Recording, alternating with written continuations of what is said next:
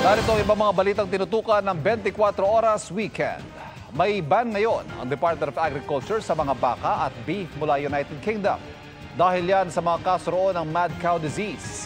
Ayon sa kagawaran na itala sa Scotland noong Mayo ang classical strain ng C-type ng mad cow disease. Kung makakapasok kasi sa bansa ang naturang sakit, posible itong makaapekto sa livestock industry at food safety. Maaari rin itong magdulot ng sakit sa mga tao. Ipinagbawal ng DA ang importation ng buhay na baka, karne at iba pang byproducts. Ang lahat naman ng mga kargamento mula sa UK na ibinibiyahe na o nasa pierna ay papayagan pa rin makapasok sa bansa basta't ang mga produkto mula sa baka ay naiproduce o kinatay bago April 10, 2024. Mga kapuso, patuloy na tumutok sa mga balita. Mag-subscribe sa GMA Integrated News sa YouTube. Sa mga kapuso abroad, samahan niyo kami sa GMA Pinoy TV at www.gmanews.tv.